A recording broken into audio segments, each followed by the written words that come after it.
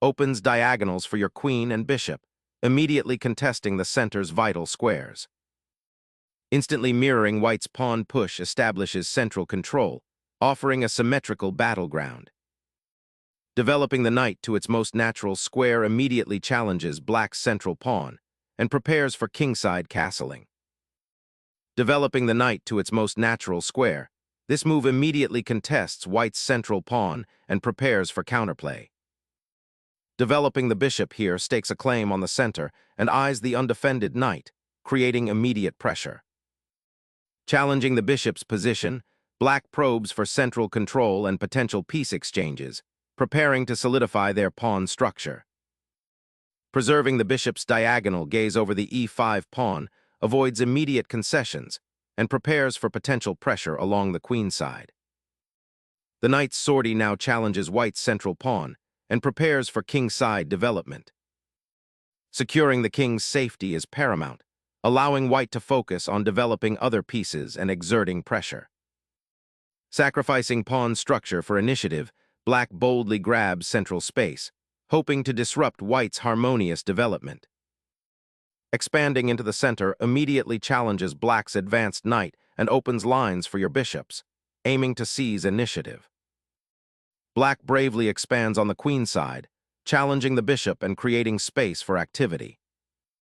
Retreating the bishop here cedes central influence and allows black to solidify their pawn structure.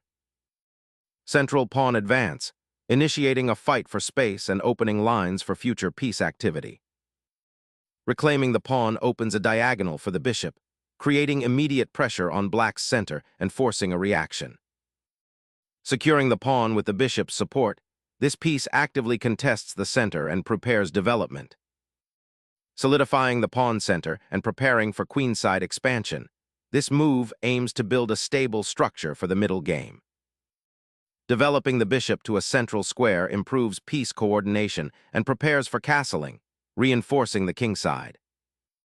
Developing the knight to d2 efficiently supports the central pawn push while preparing for potential queenside maneuvering. Shielding the knight, this prepares for queenside development and potentially pressures white's d4 pawn. Bringing the rook to the center clarifies its defensive role and prepares for potential kingside pressure. Challenging the bishop's diagonal suddenly reopens central lines for a dynamic game. Repositioning the bishop to c2 offers enhanced defensive support for the e4 pawn and prepares for future kingside expansion, potentially reinforcing the central pawn structure. Unleashing a pawn storm, this gambit aims to rip open the center and exploit white's uncastled king. Shifting the knight allows for a potential recapture on d4, contesting the center and freeing the e-file. Disrupting white's pawn structure creates immediate complications, forcing a response to the suddenly open queenside. Trading queens here, after black's pawn sacrifice, forces an endgame with potentially clearer lines for white. Relinquishing the bishop pair now might lead to slightly more open lines for white's rooks. Capturing the pawn opens the b-file, potentially for rook activity, but leaves white's queenside pawn structure somewhat fragmented. The knight's venturing to the edge of the board, seeking shelter and potentially disrupting white's bishop pair advantage. Initiating a quiet repositioning, the bishop now aims to control the central diagonals and potentially support a future kingside advance. Rerouting the knight to d8 aims to bolster central control and potentially launch a queenside pawn storm later. Reclaiming the center, this maneuver prepares to activate the queenside knight and potentially contest the d-file. Reinforcing the kingside pawn structure now, g6 aims to create a safe haven for the king and prepare potential kingside activity. A bold recapture, trading off a key defender and initiating a potential endgame imbalance by opening the file. The pawn advance rips open the queenside, creating isolated threats and a dynamic structural imbalance that will demand careful piece maneuvering. Unleashing the bishop to either weaken kingside, this maneuver aims to exploit black's pawn structure and create attacking chances. Bringing the knight to e6 aims to solidify the pawn structure and potentially prepare for a central pawn break. Activating the bishop to g5 finally opens lines, putting pressure on the king's side. Exchanging a powerful bishop for knights simplifies the position, opening lines for your rooks and potentially creating endgame opportunities. Opening the f-file presents an immediate pressure point against black's weakened kingside pawn structure. Launching the king into the central chaos, black embraces a daring counterplay, aiming to exploit the open files. Shifting the knight to c2 aims to redeploy it to the kingside, potentially supporting a pawn push or an attack. Unlocking the h-file for potential rook activity, black seeks counterplay amidst the cramped queenside. Activating the knight to centralize control and potentially launch an attack on the kingside. Reclaiming central squares with the knight, black prepares to contest the open file and activate previously dormant pieces. Boosting knight activity by clearing a path for it is a solid positional adjustment. Re-establishing central influence, the knight aims to contest white's piece activity and potentially attack weaknesses. Unleashing a knight sacrifice, white aims to disrupt black's king's safety and seize the initiative. Dislodging the rook opens critical files and prepares for an active king defense. Regaining the rook immediately solidifies your position and prepares for a decisive endgame advantage by activating your most powerful piece. Challenging the rook's presence on the open file, black aims to disrupt white's rook coordination and perhaps create counterplay on the kingside. Unlocking open lines for rook activity is the immediate goal, though the knight's retreat sacrifices central influence. The rook captures the pawn, creating an open file and opening up defensive possibilities for your king. Striking at black's advanced pawn opens a crucial diagonal, aiming to disrupt their knight's outpost. Repositioning the knight to its knight outpost on e7 opens avenues for its re-engagement in the center and potentially a defensive role. Sharpening the central pawns creates a formidable passed pawn threat. The knight's relocation to c6 aims to solidify the pawn chain and potentially activate itself in the center. Securing the d-file for future invasion is paramount. Suddenly, pieces are cleared, opening lines and potentially creating a passed pawn for white's queenside. Reclaiming the central file now that the rooks have exchanged solidifies white's central control. Reactivating the rook to the third rank clears the path for the king's potential escape and prepares to contest the open file.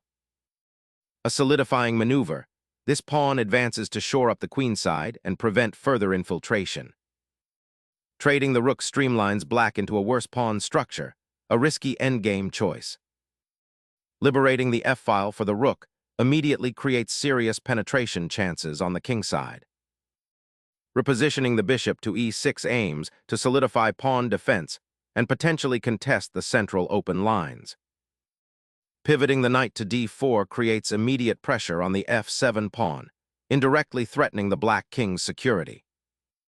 Securing the king's safety before launching a counterattack is paramount, as it prepares for potential exchanges.